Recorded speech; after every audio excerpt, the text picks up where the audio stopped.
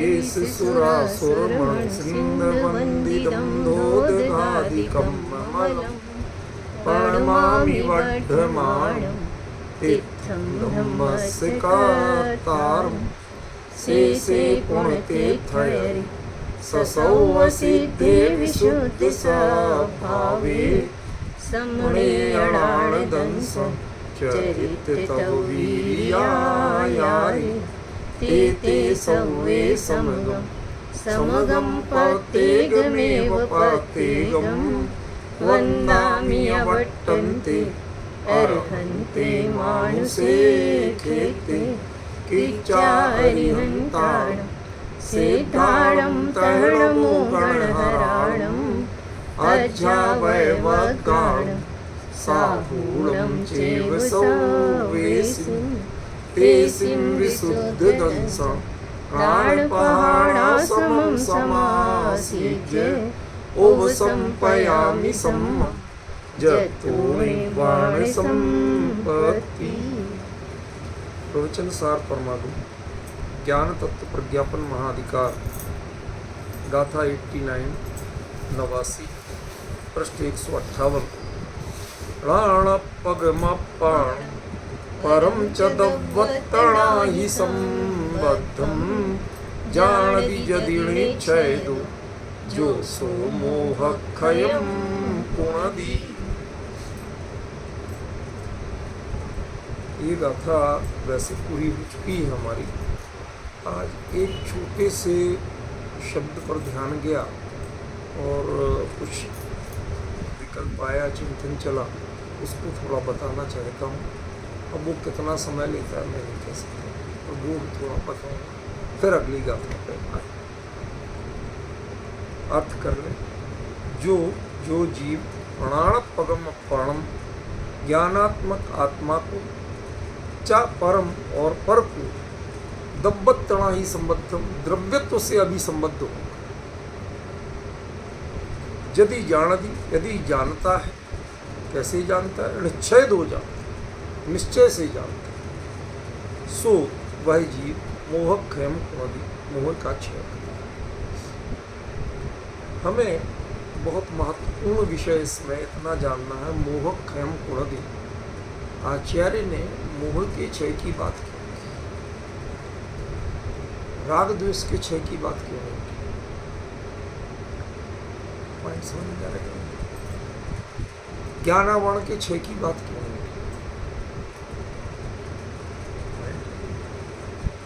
उन्होंने वीर्यांतराय के क्षय की बात क्यों नहीं की? वो भी तो किसी कर्म के क्षय की बात नहीं की, यहाँ पर मोह के क्षय की बात की। यही क्यों? विचारणी बात है ना, क्योंकि जब जो कैवल्य की प्रक्रिया होती है उसमें ज्ञानावरण, दर्शनावरण, मोहिनी और अंतराय चारों की समाप्ति होती है, तब कैवल्य होती है। ये तो सिंपल सी बात है, समझ रहे हैं ना? तो जब ये कैवल्य में चारों कर्मों का क्षय होता है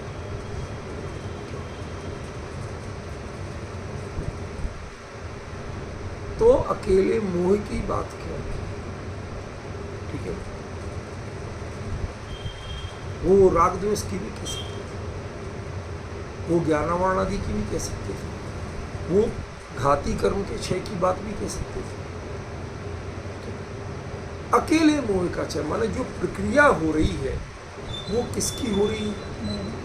क्या प्रक्रिया हो रही है मुद्दा नहीं।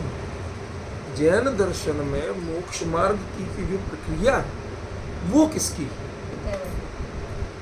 वो प्रक्रिया मात्र मोह का क्षय करने की। जैन साधना का लक्ष्य केवल ज्ञान की प्राप्ति नहीं, जैन साधना का लक्ष्य केवल दर्शन की, अनंत दर्शन की प्राप्ति नहीं। जैन साधना का लक्ष्य समस्त बाधक तत्वांतराय को हटाना नहीं। पॉइंट समझ? जैन साधना का लक्ष्य बाहरी राग द्वेष छोड़ना भी नहीं, क्योंकि इनका बीज राग द्वेष नहीं, राग द्वेष तो फल है, इनका बीज है मोह। संपूर्ण संसार का जो कुछ भी रूप है उस सब का बीज क्या है? मोह। और जितने सांसारिक भाव हैं, गड़बड़ियां हैं, उनका फल क्या है? बीज भी और फल भी, वो भी अकेला मोह है। कैसे? आपको थोड़ा सा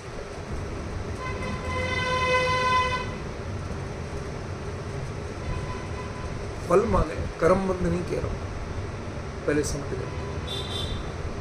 कोई भी कर्म उदय में आएगा, आप करोगे क्या ये बताओ?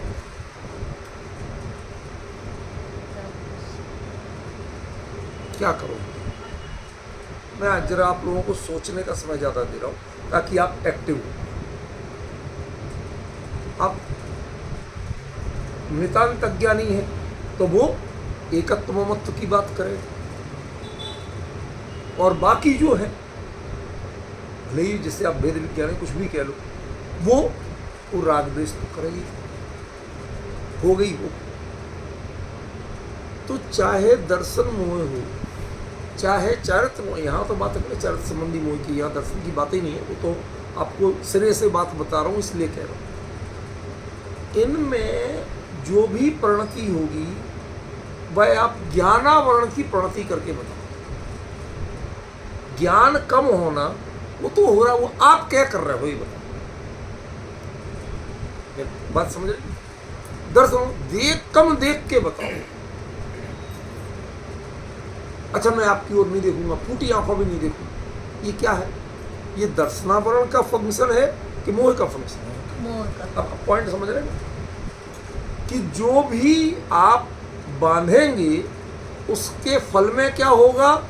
वो मोह। और जो भी बंधेंगे आगामी उन परिणामों का विश्लेषण करो। 8 कर्मों के बंध के हेतुओं का परिचय पढ़ो। तत्प्रदोष, निन्नव, मात्सर्य, अंतराय, आसादन, उपघात, ये सब कहीं दर्शन मोह या चारित्र मोह में आते। समझ गए? ये एक भी प्रणति इनसे बंद हो रहा ज्ञान दर्शनावरण का, लेकिन ये भाव किस रूप है? ये भाव मोह रूप, भाव ज्ञान दर्शनावरण रूप नहीं। समझ गए? ऐसे ही अन्य किसी विघ्न करणम अंतराय, अंतराय का काम बाधा करना, ये नहीं। जो आपको किसी में विघ्न करने का भाव आए तो कैसे आएगा? समझ गया? आप सारे कर्मों के, एक बार मैंने यहाँ पढ़ के बताए थे, 70 सूत्र उठा के इसी प्रवचन सार की स्वाध्याय चर्चा में पूरे बताए कि ये सभी भाव जिनसे भिन्न भिन्न कर्मों का बंध हो रहा है, उनका उन कर्मों से प्रकृति नहीं मिल रही। वो भाव सारे मोह रूप है, पर बंध रहे अलग अलग नाम के कर्म, ज्ञानावणी, दर्शनावणी, मोहिनी, अंतरा। वो पैकिंग के डिब्बे अलग अलग, लेकिन वो किसी भी डिब्बे का माल निकालोगे, जब जीव के परिणाम में उदय में आएगा तो वो अकेला मोह होगा और कुछ नहीं। चाहे वो एकत्व ममत्व रूप दर्शन मोह हो, और चाहे राग द्वेष रूप की परिणति का कारण चारित्र। जीव ने मोह के अलावा ना आज तक कुछ किया है और ना मोह के अलावा कुछ छोड़ना है उसे। ज्ञानावरण वगैरह ये सिर्फ नाम है, ये तुम्हें करते कुछ नहीं। एक बड़े से बड़ा ज्ञानी आदमी, बहुत बुद्धिमान, बहुत संयोग समय, घंटे भर को सोया, अब बताओ उसका ज्ञान कितना काम कर रहा है? तो उसे ज्ञानावरण का क्षोभसम है कि नहीं? क्या काम किया बताओ? इन कर्मों का अपना कोई काम ही नहीं है। कितना जाना वो महत्वपूर्ण नहीं होता। आप जानते का हो, वो जानने का अहंकार तुरंत करेगा। नहीं जान पाए तो दीनता तुरंत करते हो, खेद खिन्नता करते हो। ये सब है क्या? इसलिए एक चीज अच्छी तरह दिमाग में बिठा लेना कि जैन दर्शन में संपूर्ण साधना पद्धति, उसका केंद्र बिंदु, सिर्फ उसका लक्ष्य जो कुछ है, टारगेट जो कुछ है, वो सिर्फ और सिर्फ मोह है। इस गाथा में वो मात्र चारित्र संबंधी, यदि उस समय वो चारित्र संबंधी मोह का विश्लेषण नहीं आया होता तो यहां राग द्वेष कहा जाता। अब देखना, मैंने देखा नहीं, मैं देख रहा हूं आपके सामने।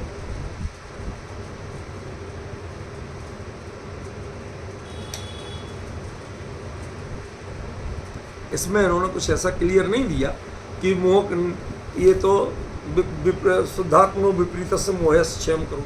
अब कौन से मोह का करता है? कुछ नहीं। अब आत्मा के विपरीत कौन से मोह का? दर्शन मोह के चारित्र मोह?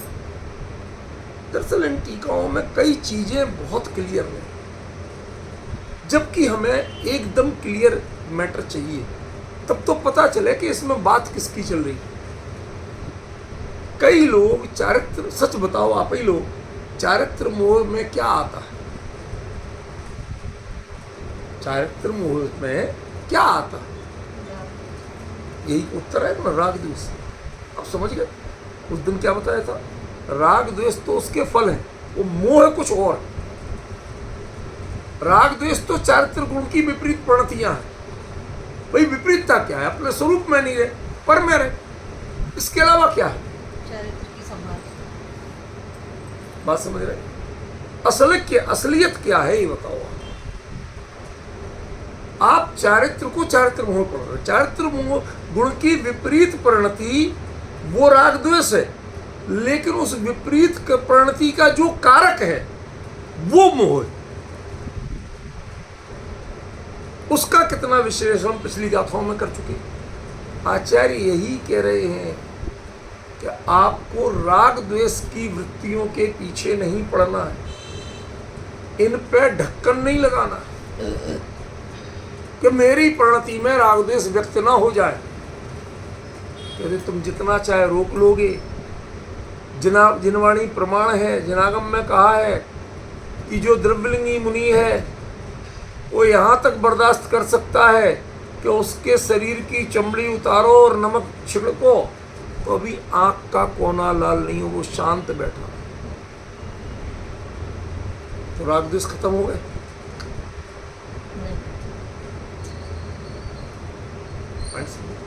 ये राग द्वेष की प्रतिक्रियाएं करना या नहीं करना ये मैटर ही नहीं है। जो कुछ नहीं बोलता है उसके मन में बहुत कुछ हो सकता है। आज संसार में जो प्रभावशाली लोग हैं, प्रभुत्वशाली हैं, उनके आगे लोग, कई लोग कुछ नहीं बोल पाते। जानते हमारी हैसियत क्या है, जो मिल रहा वो और चला जाएगा, रोजी रोटी चली जाएगी, डर रहता है, वो कुछ नहीं बोलते। नहीं बोलते और बोलना नहीं चाहते या उनके मन में कुछ नहीं है, इसका निर्धारण आप कर सकते हैं। कई ऐसे लोग हैं जो जूते खा के भी जी मालिक बड़ी कृपा की, आज बहुत दिनों बाद जूता मांगा। ये यथार्थ बता रहा हूं, मैंने देखा, डिटेल नहीं बताऊंगा। एक व्यक्ति वो अपने ड्राइवर को अक्सर थप्पड़ मार देता, बुरी तरह डांटता था। ड्राइवर बड़े उससे कई बार मन में लगता यार ये ड्राइवर क्या है, क्यों इतनी तक गलती इनकी है, उसकी गलती ही नहीं, उस पर डांटता था। और बाद में मैं देखता था कि वो जानबूझ के उनके सामने थोड़ा ऐसा रहता है। उसके बाद उन्होंने 50 रुपये पकड़ा दिए, 100 रुपये पकड़ा दिए, जा। वो उस लालच में वो सारा कहता दुर्व्यवहार करे मालिक तो मिलेगा, यदि ये प्यार से मिले बोलेगा तो मुझे मिलेगा ही नहीं कुछ। उसने बताया ड्राइवर, कहता बाबू, हम लोग बाबू बोलते, बाबू मालिक जब डांट लेते उस दिन हमें फायदा रहता है, जिस दिन नहीं डांटते हैं उस दिन हम घाटे में रहते हैं, फिर अकेली तनख्वाह रह जाती। अब बताओ क्या कहोगे? अंतर समझ रहे कि नहीं समझ रहे? क्या विषय है, वास्तविकता क्या है, मैं वो बताना चाहता हूँ। पहचानने की कोशिश करो।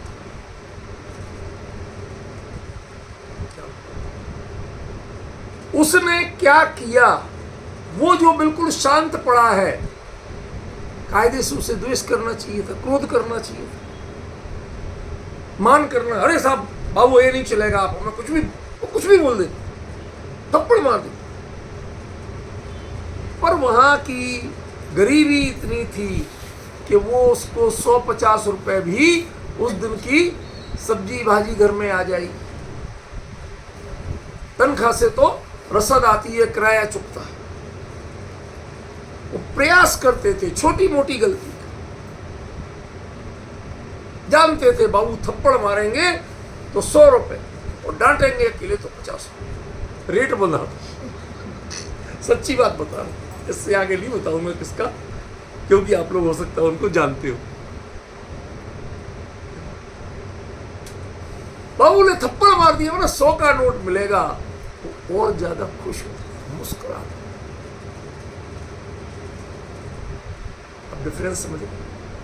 ये मुस्कान का मतलब क्या उससे थप्पड़ की पीड़ा नहीं होती थी, उसके आत्मसम्मान को चोट नहीं पहुंचती थी, लेकिन एक कषाय दूसरी कषाय को खा जाती थी। मोह कहता था लोभ तुम हावी हो जाओ और क्रोध तुम चुप बैठ जाओ। ये कौन कह रहा है? मोह कह रहा। वरना उसका ज्ञान तत्व उसी समय कहता था इसके एक के दो मारो, जब मेरी गलती नहीं है मेरे। अब आप डिफरेंस समझ रहे कि नहीं समझ रहे? ये बिल्कुल यथार्थ घटना है, 10 दिन प्रतिदिन दिन में 2 बार देखी हुई घटना है। समझे? आप सोचिए कि ये वास्तविकता क्या है। एक कषाय दूसरी कषाय को खा रही है और आपको दिखावा क्या कर रही? हम बड़े मंद कषाय, हम तो सरल परिणाम, कोई क्रोध नहीं, कोई प्रतिक्रिया नहीं। ये प्रतिक्रिया अंतरंग में नहीं हुई या बहिरंग में नहीं हुई, पहले ये बताओ। तुम्हारी एक कषाय ने दूसरी कषाय को खाया है, ये सत्य है, या तुम्हें कषाय उत्पन्न नहीं हुई, ये सत्य। यदि एक कषाय दूसरी कषाय को खा रही है, फैन बंद कर लो, एक्स्ट्रा हवा ठंडक बात समझे। यदि एक कषाय दूसरी कषाय को खा रही है तो आपके लिए मत जान लेना कि आपकी कषाय की स्थिति, मोह की स्थिति प्रचंड है। ज्ञान की अभिव्यक्ति, ज्ञान ने जो देखा जो जाना उसके अनुसार प्रतिक्रिया होना, ये सहज बात है। उसका मोह उतना प्रचंड नहीं है। जो ज्ञान को दबा दे और दूसरी कषाय को खा के कहने लगे नहीं साहब हम तो शांत है, वो मोह अधिक प्रचंड है।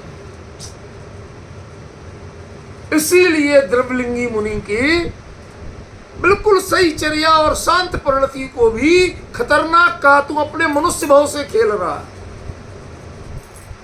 कितना दुर्लभ मुनिलिंग तुमने धारण किया, इतने बाहरी संयम के परिणाम तुम्हारे हुए, और उसके बाद भी कर क्या रहे हो?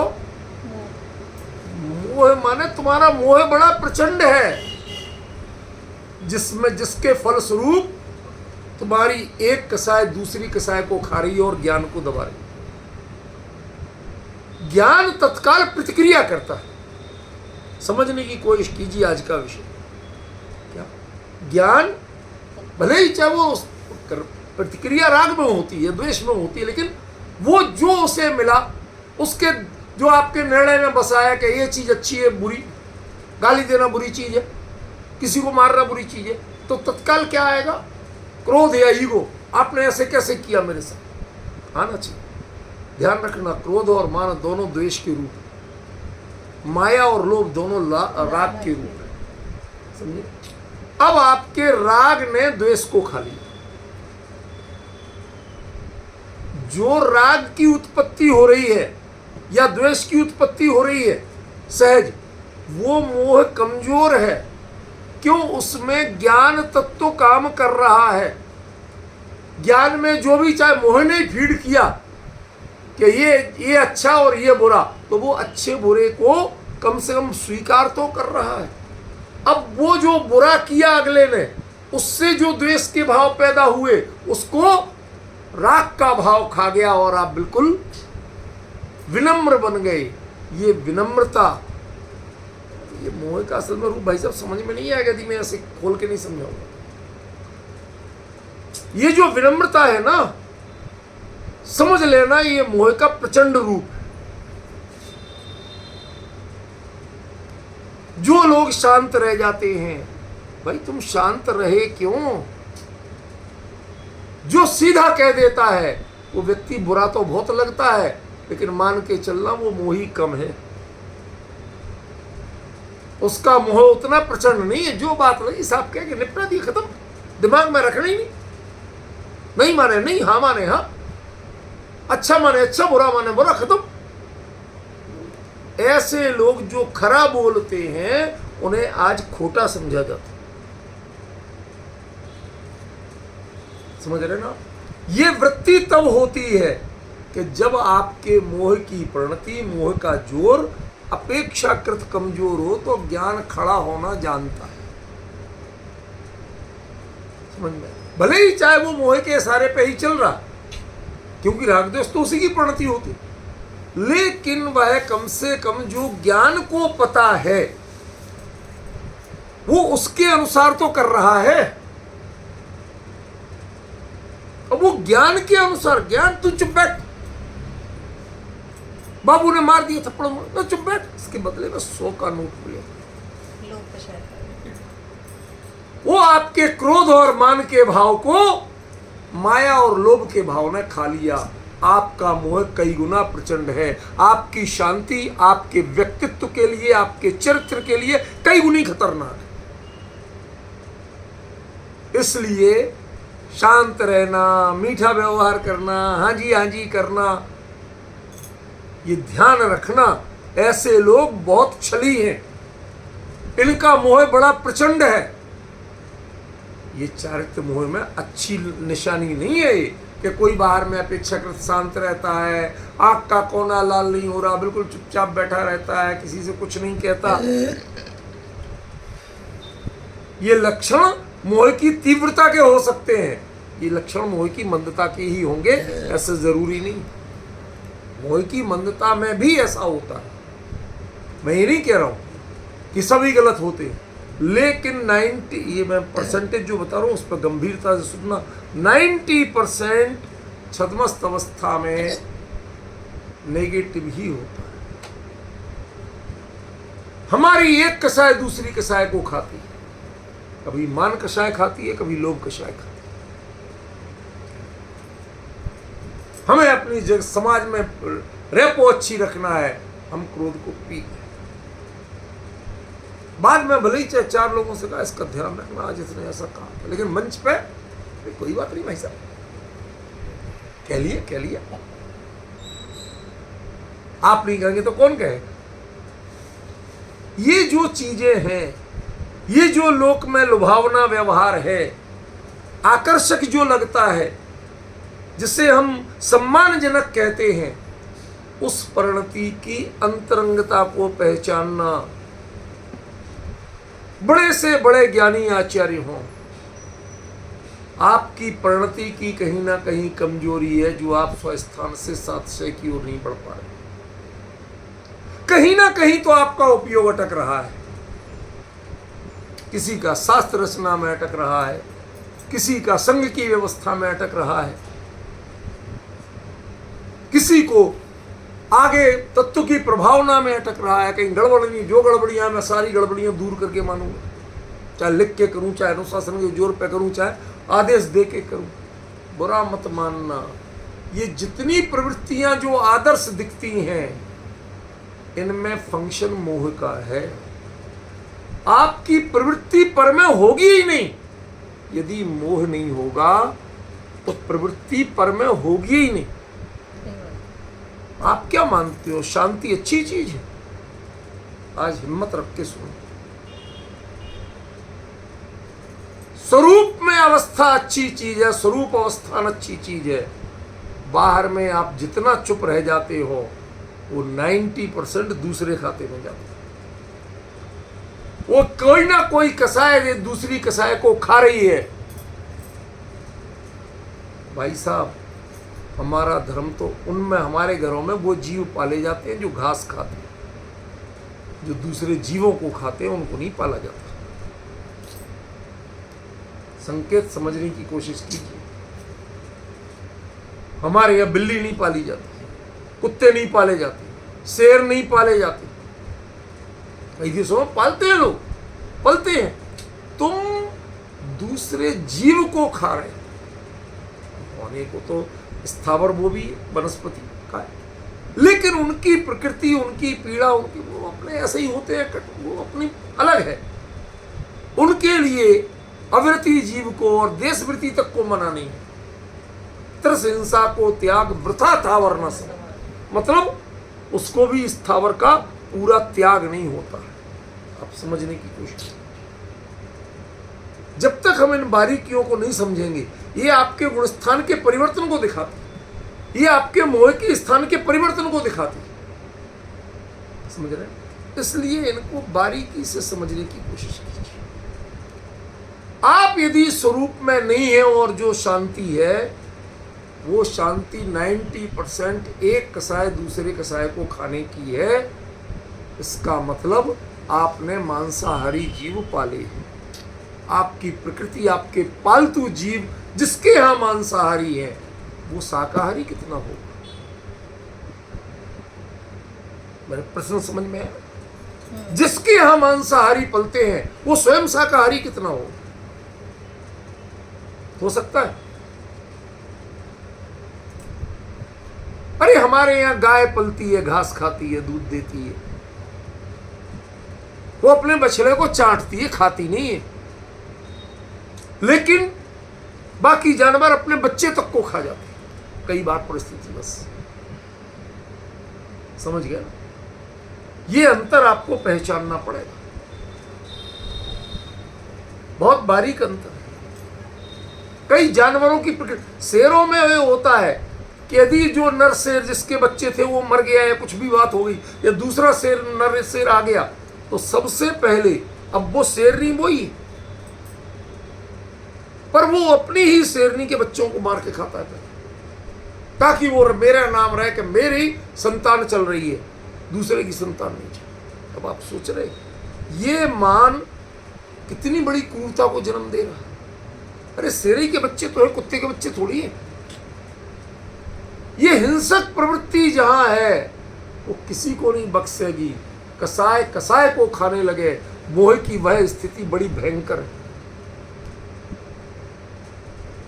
समझ गए? पहले तो आप कसाय कसाय को नहीं खा पाए। शांत हो जाओ, सहज रहो, ज्ञान में जो जाना निकल गया, जो हो गया हो गया। ये जबरदस्ती अपने आप को जब्र करना, नहीं साहब हमें पब्लिक में हमारी इमेज अच्छी रहना चाहिए, ये इमेज संभालने के लिए करोगे क्या भाई साहब? उस समय जो जब्र करके बैठोगे, अंदर में ज्वालामुखी उबल रहा है, ऊपर से आप मीठे बन रहे हैं। ध्यान रखना, ज्वालामुखी का लावा तो निकलेगा कहीं ना कहीं। ज्वालामुखी कहते ही उसको, जब तक लावा खोल खोल के अंदर से ऊपर ना आ जाए तो ज्वालामुखी कौन कहे? अब आपने ऊपर शांति दिखा ली, मंच पे शांति दिखा ली, लेकिन निकलेगा ये तय मानना। ऐसे ही जो कसाय एक बार कर ली वो कहीं ना कहीं निकलेगा। फिर वो ड्राइवर जाके घर पे भले ही चाहे बच्चों को खाना लेके जाता है, लेकिन घर में यहां से पिटके जाता था ना, बच्चों को दो लगाता था। जो जरा सी बात, क्यों? मन में तो उबल रहा था ना, वो लावा कहीं तो निकलेगा। ऐसे ही जो मंद कसाई जीव बनते हैं की बात करो, होते हैं की बात नहीं करो। समझ गए? वो फिर आगे आपसे मान की तीव्र अपेक्षा करेंगे। वो कुछ लोगों पे क्रोध भी बहुत करेंगे। जो पब्लिकली नहीं करते हैं वो अपने पर्सनली करते हैं। समझ में आया? इसलिए यहाँ जो बात मुझे लगी कहने की कि मोह माने क्या, उसका फंक्शन क्या। कषाय ये मोह का फंक्शन नहीं है, ये तो परिणति जो हो रही है, इससे पहचानो कि मोह की हालत क्या है। किसी ने मान कषाय की पूर्ति के लिए मेरे 10 दिन के व्रत कहलाए और खींच खींच के आज बस 10 दिन किसी तरह हो जाए, घड़ी देख के बस आज का दिन और बचे, आज की रात निकल जाए, कल तो फिर। यदि ऐसे कर करके और सामने बिल्कुल बिल्कुल निर्जल निराहार शांत सबके बीच मुस्कुरा, अंतरंग में जो खोल रहा है, 24 घंटे जो आहार का चिंतन चल रहा है, 24 घंटे में उपवास में हूं, इसके मान कषाय का पोषण चल रहा है, उस कषाय का प्रेरक तत्व कौन है? इसके बावजूद आपको चुप कौन रख रहा है?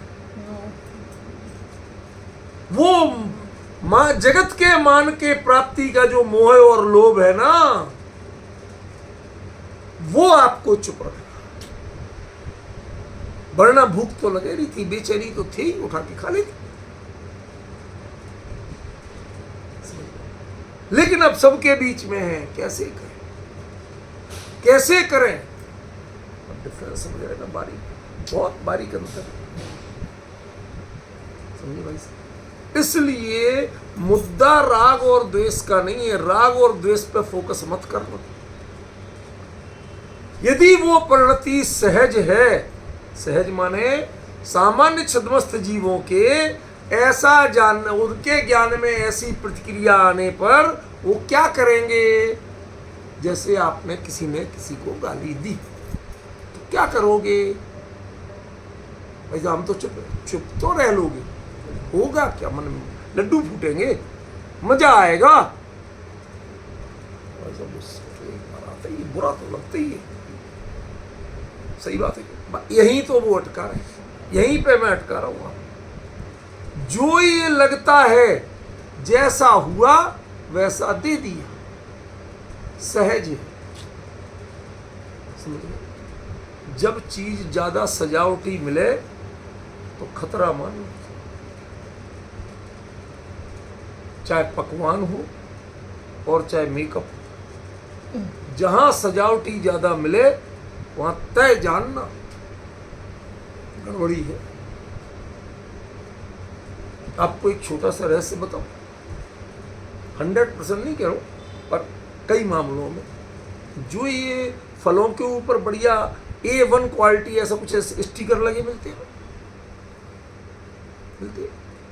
उनमें 2-4 स्टिकर उखाड़ के देखना, वो सेब पर है, आम पर है, जहां वो हल्का धब्बा आता ना उसके ऊपर चिपकाया जाता है। अंदर की सड़ांध जो है उसके चिन्ह को छुपाने के लिए लगाया जाता है। वो बेस्ट क्वालिटी जो लिखा होता है ना, उसके अंदर सबसे बेकार क्वालिटी चीज होती है। कंपनी से लग के आते वो बात अलग है, जो ये ठेले वाले लगाते हैं उसकी बात कर रहा हूं, कंपनियों की बात नहीं कर रहा। समझिए, अब अंतर समझ में आ रहा? जितने लेवल ऊपर लगाए जाते हैं अंदर में विकृति उतनी ज्यादा होती है, और वो विकृति के बढ़ने का, कषाय को सड़ने का कारण मोह। वो उस समय रोक लेता है, लेकिन अंदर की सड़ांध से वो खुद व्याकुल होता है, प्लानिंग बनाता है, इसका अकल ठिकाने लगाऊंगा, मौका मिलने तो इसको बहुत सबक सिखाऊंगा। ये जो सबक सिखाने की बात है, सबक सिखाना, ये तो ज्ञान का काम। क्या आप ज्ञान करो दोगे उसे, या कषाय दोगे? हित करोगे या अहित करोगे? एक हम लोग भी सिखाते हैं सबक, पर हम जिसको सबक सिखाते हैं उससे उसकी उन्नति होती है, और संसारी लोग जिसको सबक सिखाते हैं उससे उसकी दुर्दशा होती है, हाथ पांव टूटते। ऐसा गलत करो। शब्द वही है, सबक सिखाना, पाठ पढ़ाना। I will teach him a lesson. Who will teach? A scholar और टीचर विल टीच, और एनी अदर पर्सन टीच? तय करो। जिसका जो काम है यदि वो ये बात कहता है तो सहज है, और जिसका जो काम नहीं है वो ऐसी बात कहता है तो खतरे के अलावा कुछ नहीं। इसलिए ये मोह का स्वरूप पहचानना, इस मोह का क्षय करना है। राग द्वेष के पीछे मत पड़ना। तो राग द्वेष के आप पिक्चराइज, अरे साहब वो तो इतना गुस्सा कर दे, वो इतना, भाई जो है वो व्यक्ति जो छल से अपने रिएक्शंस को बदलना नहीं जानता, वो बड़ा सरल है। और जो छल से रिएक्शंस को कंट्रोल करना जानता है, बदल के नए रूप में दिखाना जानता है, बड़ा खतरनाक। समझ में आया? कई लोगों के यहाँ जाओ और वो कहे भाई साहब मैंगो शेक लोगे, बढ़िया केसर इलायची केवड़ा भी डाल देंगे। ये जितनी डाली जाती है ना खुशबू है, ये खराब आमों की बदबू ढकने के लिए डाली जाती है। जो मीठा तेज किया जाता है ना, वो इसके लिए किया जाता है। इसलिए भाई साहब हमें तो सादा ला दो, भाभी जी आप तो आम दे दो, हम छील के खा लेंगे।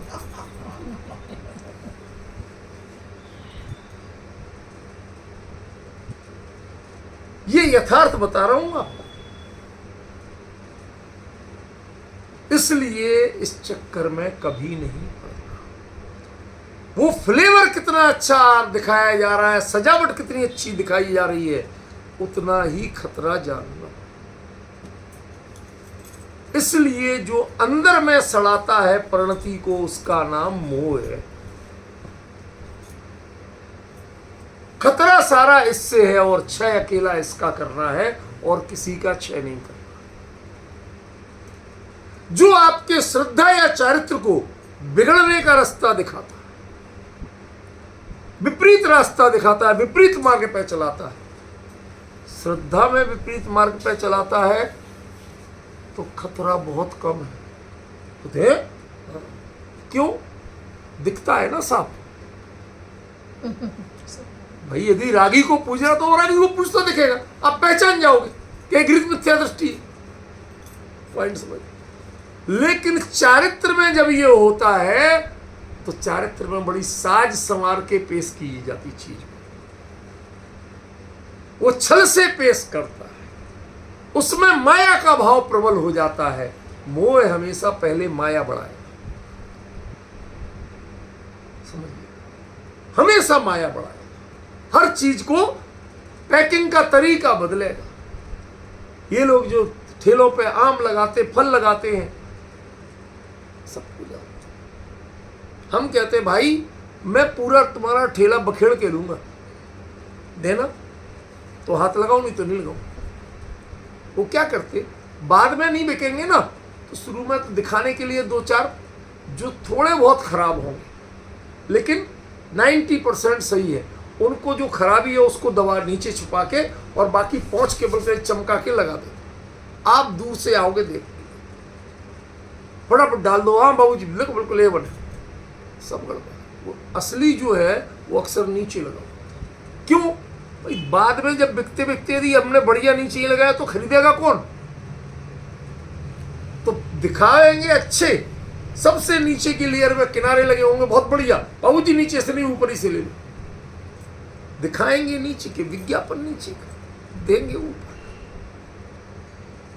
ऐसे ही हम दिखावा किसी और का करते हैं, परिणामों में क्षमा का, सत्य का, दान का, दया का, पता नहीं कितने कितने दिखावे करते हैं।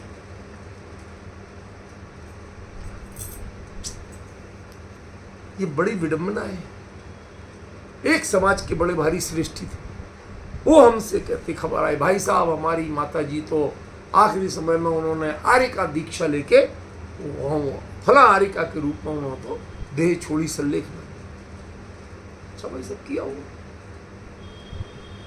समाज का मामला था, मैं भी उनके श्रद्धांजलि सभा में चला गया। अब हाँ मेरी तो आत भाई अपने जो टाइम बताओ पहुंच जाते। अब लोगों को, लाला लोगों का अपना जब चलता 15-20 मिनट, शुरू में काम ही नहीं हुआ कुछ, तो घर के लोग थे, कोई बच्चे, नौकर चाकर, वो भी आए हुए थे।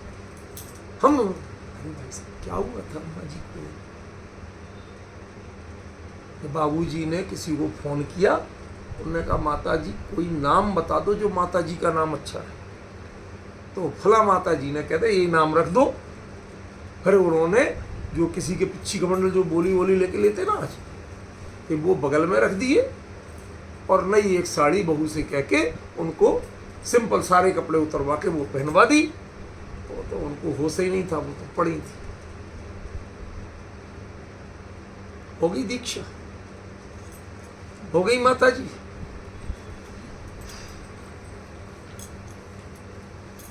ये समाज के एक किसी संस्था के प्रमुख की बात बता रहा हूं, नाम नहीं। ये छल को प्रेरित कौन करता?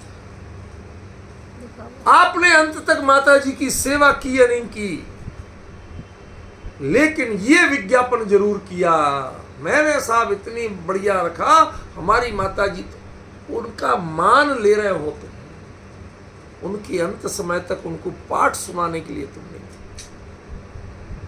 देखने के लिए तुम नहीं थे, वैयावृत्ति के लिए तुम नहीं थे। डिफरेंस समझ रहे हो?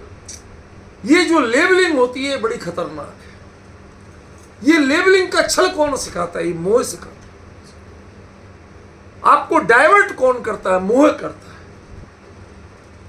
जो निश्चल व्यक्ति होगा, वो जो आपने गलत कहा तो गलत कह देगा, सही कहा तो सही कह देगा। वो फॉर्मेलिटी नहीं करे, दिखावा नहीं करे। ये दिखावा करके छल को जो तुम्हें प्रेरित करता है वो मोह करता है। इसलिए ध्यान रखना, ये जो लॉलीपॉप होता ना, आकर्षण, मीठी मीठी बातें, इनसे बहुत बच के रहे। ये मोह का बड़ा हुआ रूप है, विकृत रूप है। यदि आपको पचा सको तो पचाना, नहीं पचा तो छोड़ दे, पर विचार जरूर करना। अपने जीवन में देखना, जब दूसरों के लिए आप जितना दिखावा करते हो, जितने मीठे बनते हो, बहुत अधिकांश लोगों को देखा हे करके हंसते हैं, बात करेंगे ऐसे, और उनके मुड़ते ही तुरंत फोन कटते ही अरे खाम दिमाग चाटने आ जाते हैं। अक्सर ये होता। और बात करते समय इतनी खुशी दिखा रहे, इतने हंस के बोल रहे, पता ही नहीं चले। हमसे नहीं किया, हमें तो जो लगेगा तुरंत कह देंगे। ये बड़ी भारी कमजोरी है। ये निशानियां, वो जो क्रोध, मान, माया या लोभ, ये चारित्र मोह की विकृतियां नहीं है, ये तो सामान्य परिणतियां हैं। असली विकृति तो वो है कि जो एक कषाय को खा करके दूसरी कषाय के रूप में दिखा सके, वो है असली मोह की प्रवृत्ति। उसको पहचानना। ये ऐसा करने को आपको मजबूर कौन कर रहा है? क्रोध भी होता है, वो मोह के बिना नहीं होता है। मैं ये नहीं कह रहा हूं उसके बिना हो जाता है, मान मोह के बिना हो जाता है, नहीं कह रहा हूं, लेकिन उस समय तुम्हारा ज्ञान जीवित है कि तुम्हारे ज्ञान को भी, ज्ञान ने जो प्रतिक्रिया दी उसको भी वो दबा दे। वो मारते थे, गाली देते थे, उसे गंदी गाली देते थे, मां बहन की गाली देते। किसी ज्ञान को अच्छी लगेगी कि उसे उसकी मां की गाली दी जाए, उसे बहन की गाली दी जाए? कौन सा ज्ञान स्वीकार कर लेगा उसको? लेकिन वो करता था। क्यों? उसकी एक कसाय दूसरी कसाय को खाती थी। ये मोह का विकराल रूप, ये प्रचंड रूप है। हम छोटी छोटी कसायों को पाल पाल के, एक के चक्कर में दूसरी को विनाश करके, ये विनाश नहीं होता है, वो तुम्हारा सर्वनाश होता है। इसलिए जो अंतरंग परिणति में बुराई के संरक्षण की जो भावना है,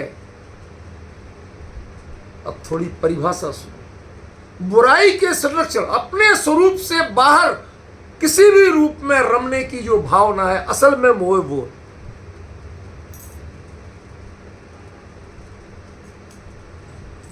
बात समझ रहे?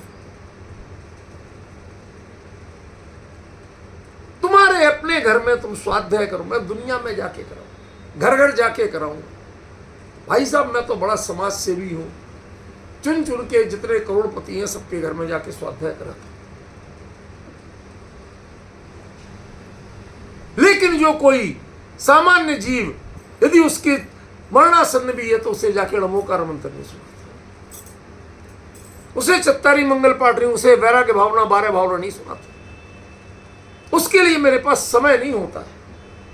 और फिर हम समाज से भी बनते हैं कि हम देखो साहब कितना काम करते हैं। समझ गए? इसको क्या कहते हैं? समझ गए? ये है असल में मोह। लेवलिंग कुछ और अंतरंग में जिसके देते हुए भाव मन में जानता है ये चीज सही नहीं है पर सजा के दूसरे को दे रहा है, इसका मतलब तेरे मन के भाव बहुत खोटे। ये तीव्र मोह का उदय से हो रहा है। क्रोध आदि की तात्कालिक परिणतियां, जैसी घटना वैसा अभिव्यक्ति, ये इसमें ज्ञान तत्व जीवित है। वो भले ही चाहे अज्ञान रूप हो, लेकिन अज्ञान भी ज्ञान है। अज्ञान कोई जड़ नहीं होता। आज की चर्चा 3 बार सुनना, शायद समझ में आ जाए। बहुत उलटवासियां हैं इसमें। अज्ञान तत्व ज्ञान होता है, अज्ञान नहीं होता। वो आत्मज्ञान नहीं है। ज्ञानियों के द्वारा बताए गए मानदंडों से मेल नहीं खाता, बंध का कारण होता है, इसलिए अज्ञान कहा गया। भाई साहब, खरेखर तो अज्ञान बंध का कारण भी नहीं है। मिथ्यात्ववृत्ति, प्रमाद, कसाय, योग, ये 5 बंध के कारणों से अज्ञान नाम का कोई चीज नहीं। वो अज्ञान है, उसको जो फीडिंग मिली है, जो रटाया गया है, गाली बुरी चीज होती है। वरना दुनिया में ऐसे लोग भी हैं। एक आदमी 3 दिन बाद आके एक को कूट रहा, तो उसने कुछ ही नहीं किया, वो चुपचाप बैठा था, आते ही मारने लगा। क्या हुआ भाई साहब, क्यों मार रहे हो? तो इसने 3 दिन पहले मुझे उल्लू कहा था, तो 3 दिन पहले मारना था। पता ही नहीं था उल्लू कैसे। आज चिड़ियाघर गया, जब देखा, जब समझ में आया।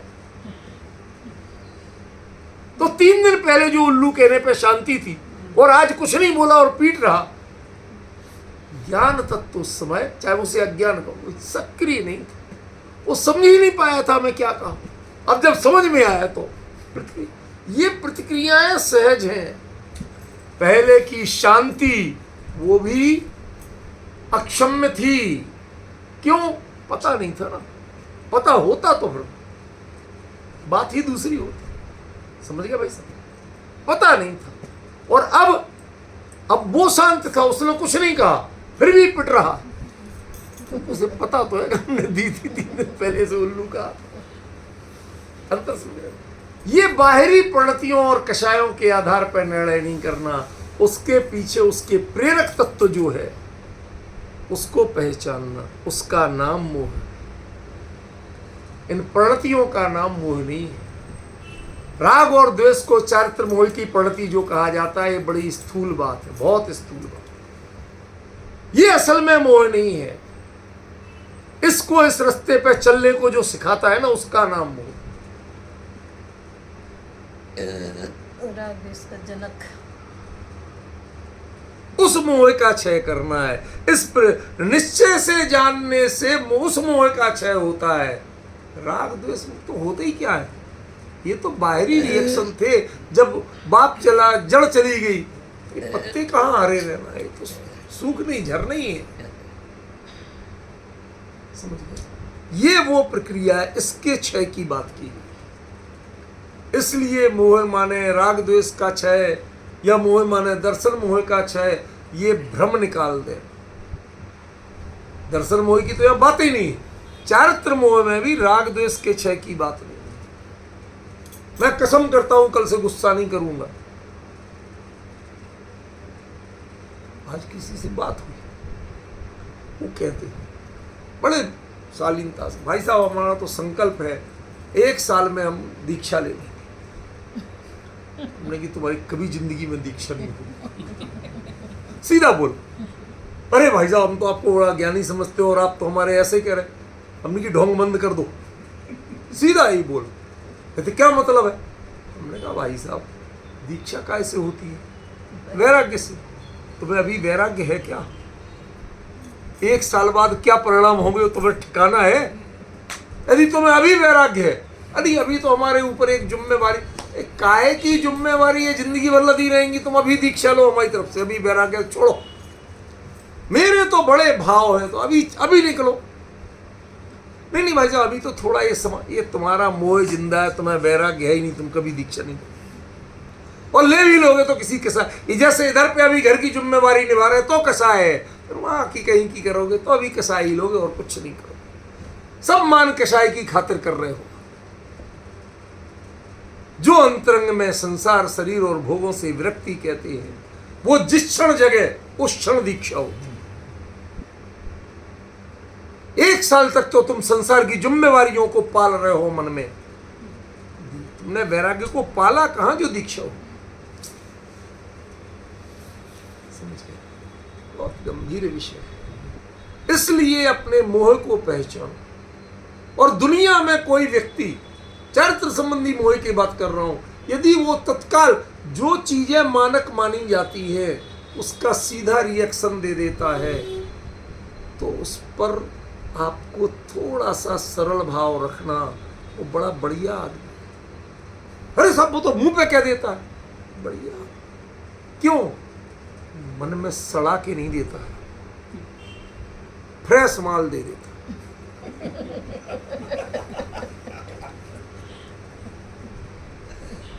जो मन में सड़ाने के लिए, वो तो जिसके पास इतना स्टोरेज तो होना चाहिए, जो रख सके, वो तो मोह ही है। फिर तो मोह का पेट बड़ा है, तुम्हारे राग द्वेष से मोह का पेट बड़ा है। तुम तो खरे खर अभी अविरति भी नहीं, देशवृत्ति महावृत्ति तो बहुत दूर की बात, अविरति भी होने लायक नहीं हो। क्यों? क्योंकि अविरति भले ही हो पर समकिति हो तो अपने से छल नहीं कर, किसी से छल नहीं कर, वो प्रभावना दुनिया में दिखाने के लिए नहीं करता। समझ गए? आत्मानम प्रभावित नित्य, अपने को तुम्हें कन्विंस, तुम्हारे परिणामों को क्या लग रहा ये ठीक लग रहा, और कोई गड़बड़ चीज आ गई तो निकाल, खत्म कर।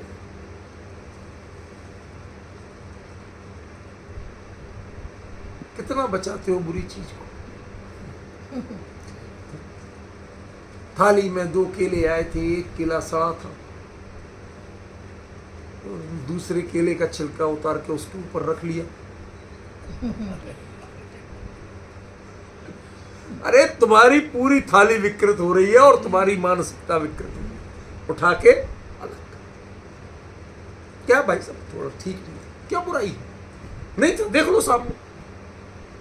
लेकिन हमारे लिए चॉकलेटी हीरो चाहिए, जो दिखने में बहुत अच्छे लगे, जिनका देखो भाई साहब, इतना सब होते हुए उन्होंने कितनी समझदारी से काम लिया, खाया भी नहीं और उसके ऊपर एक और ढक दिया, सामने वालों को ये दिखे जैसे छिलके ही रखे हैं। दो ये जो वृत्तियां हैं ना, ये तुमने अपनी कलगी अच्छी की है, चारित्र अच्छा नहीं किया। समझ गए? इसलिए बहुत विवेक चाहिए। हम मोह को पहचाने, यदि मोह पहचान में आएगा तो मोह के क्षय का उपाय कर पाओगे। आप समस्या ये है कि आप राग द्वेष की अलग अलग भूमिकाएं चुनते हैं। कोई क्रोध आपको अच्छा लगता है, बता दूं, बता दूं, पच पाएगा? मुख्यों के लिए आसानी से पचता नहीं है, इसलिए कह रहा हूं, बचेगा। कोई कैसे ही आचरण करते हो, वो सच्चे हैं झूठे हैं, लेकिन उन मुनिराजों की निंदा करने में आपको मजा क्यों आता? जब वो कह दिया जाता है तो हमारी तालियां जोर से क्यों बजती? निंदा तो निंदा ही है। क्यों भाव जगते हैं? क्यों हम खुर्दबीन लेके उनको अरे यार, जब मुनि धर्म की चर्चा हो, कोई उनकी भूमिका की चर्चा हो, उसकी चर्चा करो।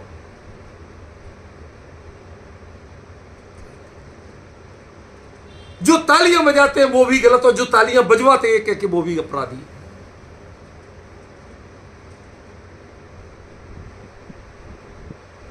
यदि यहां की गलतियों को ढकते हैं, क्यों? रागी देवी देवता को पूजना ये मिथ्यात्व है, अपराध है कि नहीं है? जिन धर्म में विपरीत आचरण है कि नहीं है? क्यों? लेकिन रागी देवी देवता पद्मावती, क्षेत्रपाल, भैरव, इनको पूजना तो अपराध है। और बाकी जिनको आप पूजते हो अर्घ चढ़ा चढ़ा के फोटुओं को, वो क्या है? वो अविरति भूमिका में जिनके चमड़ डोलते हो, वो क्या है? वो भी मिथ्यात्व है हिम्मत किसी की? और जो बोल जाए तो वो अपराधी। भाई साहब, डर के मारे चुप मत रहिए। जिन वाणी की गद्दी है, गणधर की गद्दी है, वो पहचान के बात नहीं करती है, वो पहचान के बात करती है। वो लोग के सामने श्रोता क्या है, किनको राजी, वो उनको राजी नहीं रखते हैं, वो ज्ञानियों को राजी रखते हैं, ज्ञानियों के अनुसार बोलते हैं। ये सब मोही जीव हैं जो दुनिया के अनुसार बोलते हैं। आपको तो भाई साहब, जिनको स्त्रियों को प्रक्षाल अच्छा लगता है वो भी कर लो भाई, जिनको जैसा अच्छा लगता है। हम तो किसी से कोई कसाय नहीं करते। ये कसाय भाव है क्या? जिन शासन के वध करने का काम कर रहे हैं आप, जो जिन शासन में है उसके विपरीत आचरण कर रहे हैं और आप पोलाइट बन रहे हैं, चूल्हे हिला रहे हैं आप जिन शासन के। सत्य को स्वीकार करने की हिम्मत।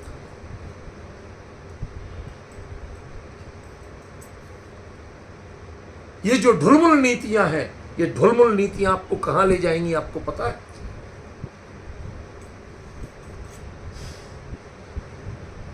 आज हम अपने बच्चों को ऐसे संस्कारों में नहीं देना चाहते जिनके यहाँ वीतरागी देवशास्त्र गुरु के अलावा किसी को माना पूजा जाता। क्यों? एक जीव को आज तक आपने इन संस्कारों में पाला जिन्होंने वीतराग देव को ही दर्शन किए, उनकी ही पूजन की, वीतरागता के ही वाणी सुनी। कल के दिन उनको ओम जय जगदीश हरे करवाओगे क्या? क्यों? अरे श्रद्धा विपरीत की तो विपरीत ही है, चाहे वो नमाज में हो चाहे ओम जय जगदीश हरे में। समझ में आया ना? ये सांप्रदायिकता मत फैलाइए। वीतरागता और राग की बात है यहाँ सांप्रदायिकता की बात नहीं। मोह और निर्मोह की बात है यहाँ सांप्रदायिकता नहीं। ये किसी पंथ की बात नहीं, सत्य की बात है। वीतराग का पंथ निर्ग्रंथ का पंथ है। ये अंतर की ग्रंथि, अंतरंग मोह जिसका टूटा है वो पंथ है।